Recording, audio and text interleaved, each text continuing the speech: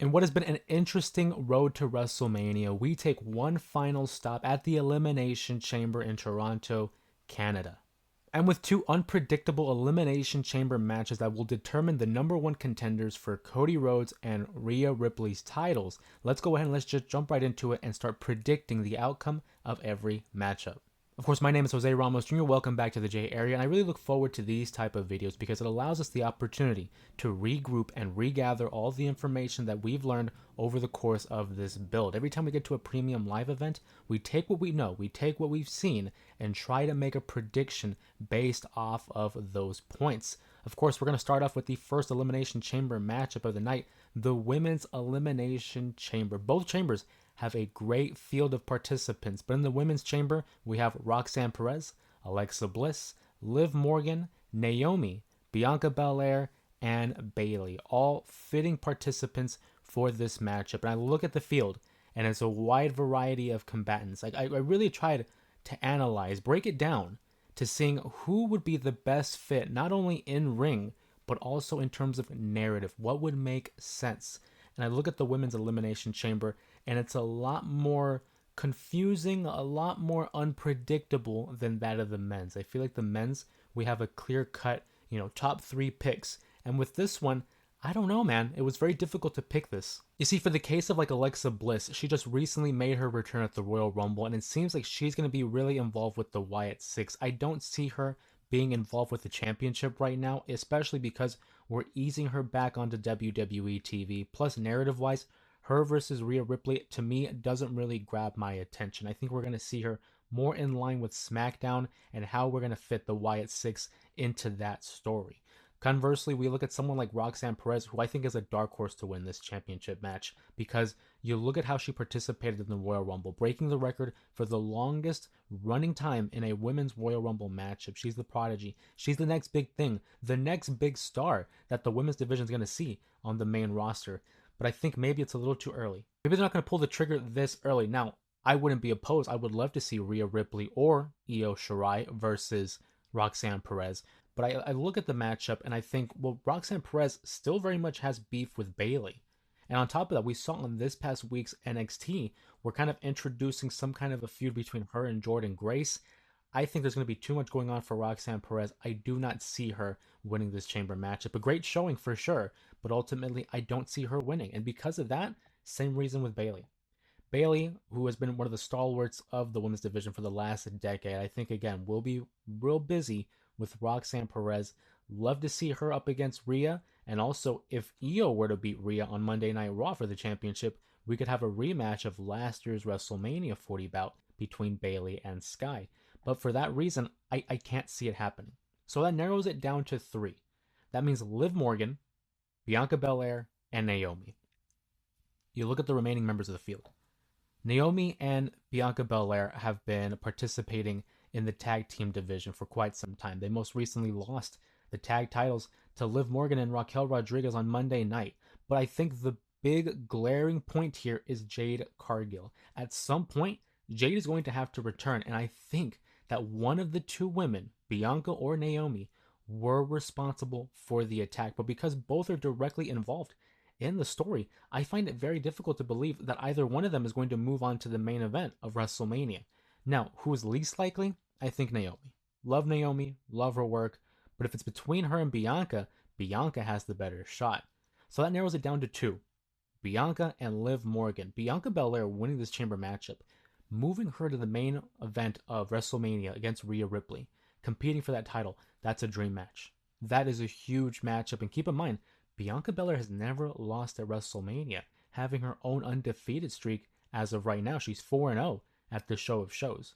And then you look at Liv Morgan, who recently won the tag titles, is the crown jewel champion, had a banner year in the WWE of 2024, and maybe could rekindle her feud with Rhea Ripley. We recently saw them battle for the women's title on the Raw debut at Netflix, and she never did receive a rematch of some sort. I kept thinking to myself, it's got to be either Bianca or it's going to be Liv. And there's two different stories to be told here. Rhea and Bianca, two of the faces of the NXT division during their respective time there, as well as being the faces of Raw and SmackDown. They even kept separate. But then I think, why would you want to go ahead and hot shot this match with about a month until WrestleMania. Yeah, they could still build it up, but this is a monumental matchup. This is a huge matchup. Then I look at Liv Morgan and I'm like, well, we've gone through this feud for so long. And I wouldn't put it past WWE for introducing this late in the game for WrestleMania and finally having an end all be all. I think what they could do is maybe add a stipulation to definitively put an end to the rivalry. With that being said, it was real difficult to choose to predict the winner of this matchup, and I will say this isn't who I want to win, but it's who I think they're gonna end up having go over here. I can't see Bianca Belair being moved over to face Rhea Ripley and taking her out of the Jade Cargill saga, but I definitely could see them having Liv Morgan go over. I'm gonna reluctantly pick Liv Morgan. Hopefully I'm wrong, but I think Liv Morgan's gonna win this chamber matchup. We're gonna have the one final definitive matchup between Rhea and Liv Morgan. Maybe some type of a stipulation like a steel cage or a street fight or something. But I think that's what we're gonna end up seeing is Rhea versus Liv Morgan one final time. I want to see something different, and it's all depending on what we see with Io Sky. But as of right now, I think that's what we're going to go with, and I'm not really happy about it. But nonetheless, that's my prediction for that match. Now we move on to a matchup that I'm really looking forward to. I mean, a non-sanctioned matchup between two former best friends, Kevin Owens and Sami Zayn. A matchup that's been brewing for the better part of a year since we've seen Kevin Owens kind of, take a turn towards the dark side here, and Sami Zayn still trying to be that righteous babyface who believes in the right thing and fights for what he believes in.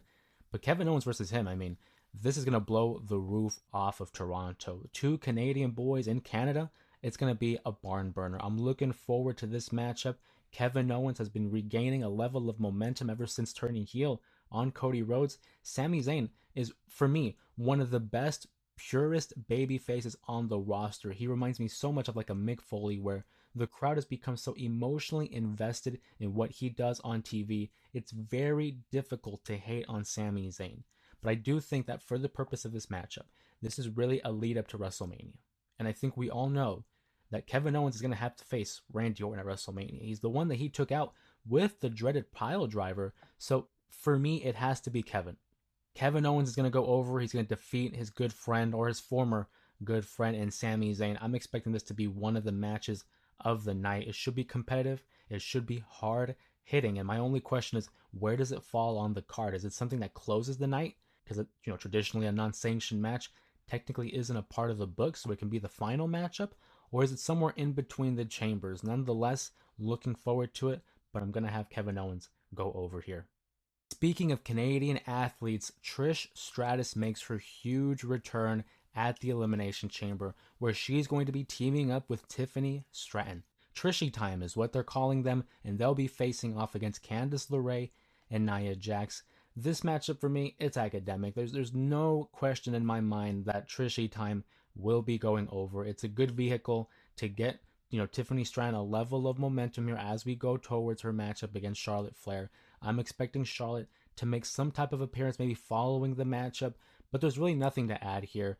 Tiffany and Trish Stratus, two of the top baby faces right now, and then Nia Jax and Candice LeRae, serviceable, but I'm not sure what the direction is going to be for them moving into Mania.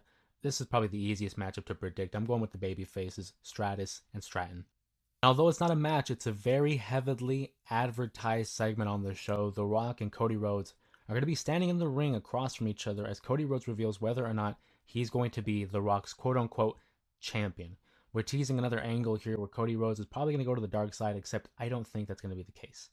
Cody Rhodes, at this point of the game, is the quarterback. He's QB1 of the WWE. I can't see him turning heel at this point. Maybe down the line, but not at this juncture of his career. I think he's going to be telling The Rock, no thanks, but I'm still the People's Champion. And we're going to see Cody Rhodes ride high as the People's Champion. And this is going to lead to The Rock probably towards the end of the promo. A very long and stretched out promo, because we know that's what The Rock likes to do. He likes to stretch out his promos longer than they should be. I think it's going to lead to him giving a warning to Cody, like, you don't want to be my champion? I gave you a shot, but I'm sure someone else will step up. Something along those lines, hinting at the fact that someone else will step up as The Rock's corporate champion. And of course, that'll lead us into the men's Elimination Chamber. This is the match I'm looking forward to the most. I love what Kevin Owens and Sami Zayn are probably going to put forward in their matchup, but I mean, the talent in this matchup is ridiculous. Let's start bottom to top. Logan Paul, Damian Priest, Seth Rollins, Drew McIntyre, John Cena, CM Punk. We're talking Hall of Famers. We're talking heavyweight champions and stars of the company, stars of the business, really. And some of the all time greats are in this matchup as well. There's a lot of avenues to be taken here leading to Cody Rhodes at WrestleMania 41. But just like we did with the women, I'm going to tackle each name and kind of dissect why I don't think they'll be the winner of this matchup.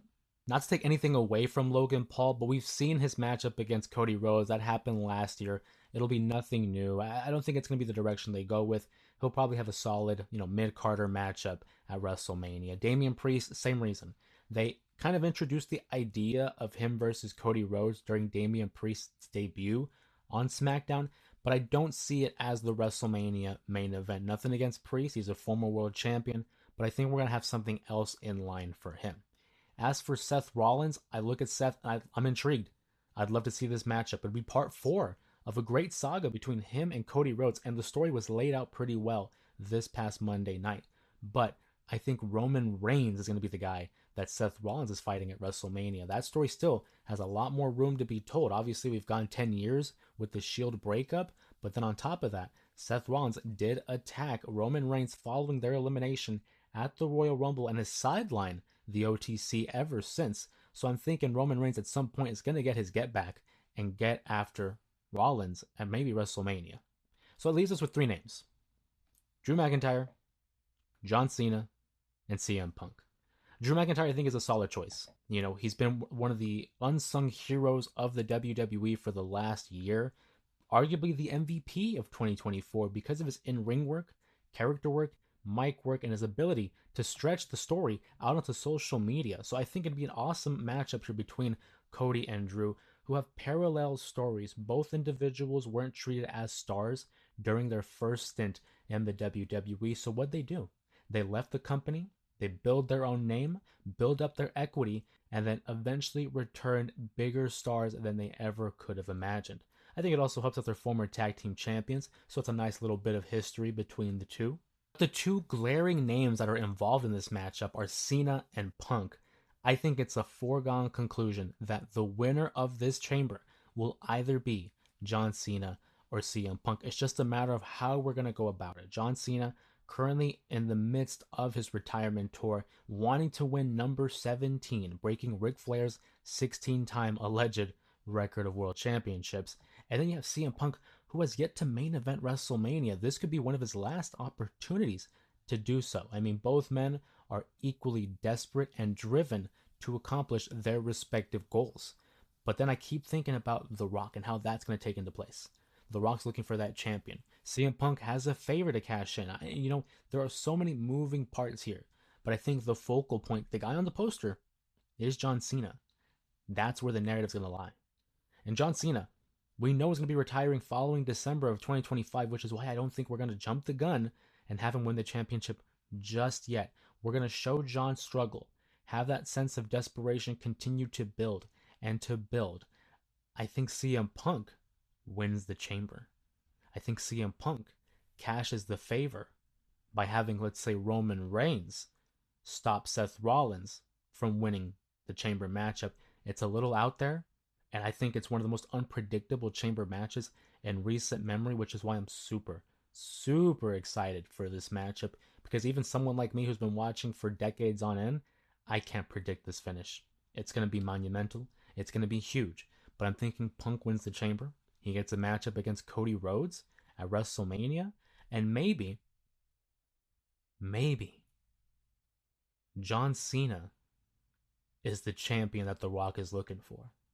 They have their differences. They have their history. But The Rock and Cena have done battle. They've teamed together, and they fought against one another.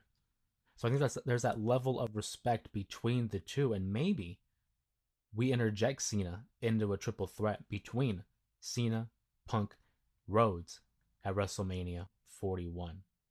I like the sound of it. I'm intrigued by the thought of a triple threat match having 3 of the biggest stars in the business today. But I want to hear from you guys. What are you guys thinking about the Elimination Chamber? Share some of your thoughts and opinions and predictions in the comment down below. If you enjoyed this video, give it a thumbs up and make sure you're subscribed so you can keep up to date with all the pro wrestling content here on YouTube. With that being said, thank you for joining me in today's predictions video, and we'll be seeing you in the next one.